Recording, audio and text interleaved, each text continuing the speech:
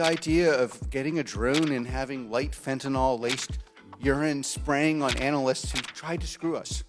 Cet homme qui veut verser de l'urine sur des analystes financiers, c'est le patron de l'une des boîtes les plus secrètes de la planète tech, Palantir, et il vient une fois de plus de publier des résultats records. On vous présente Alex Karp. I don't think in win-lose, I think in domination. Né à New York en 1967, il se passionne très tôt pour la philosophie, les sports de combat et les épées. Il en a une collection dans son bureau.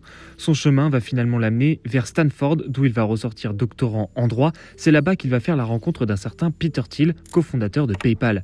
Thiel a très tôt l'envie de créer un géant de l'analyse de données, ce sera Palantir et pour l'épauler, il choisit d'embarquer Karp. Les deux ont une conviction commune, la puissance privée doit pouvoir collaborer avec les services publics, notamment de la défense, pour apporter la meilleure technologie aux meilleurs acteurs.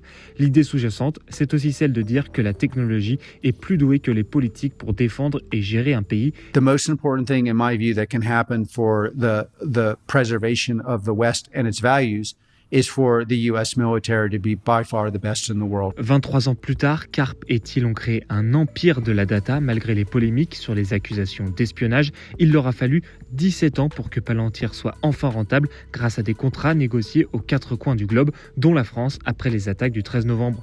Et aujourd'hui, dans un monde en tension constante, la guerre en Ukraine, le conflit au Proche-Orient profite à Palantir comme aux autres sociétés de la défense. Lors de ses derniers résultats trimestriels, Palantir a déclaré 883,9 millions de dollars de revenus, en hausse de 39% sur un an. Parmi cette somme, 255 millions de dollars ont été gagnés aux États-Unis, où les revenus y sont en hausse de plus de 70%.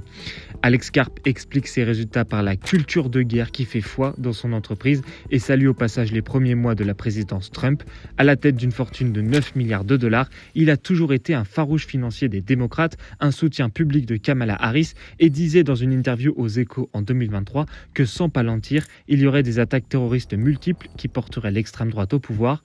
Il a visiblement depuis changé d'avis et ce n'est pas le premier.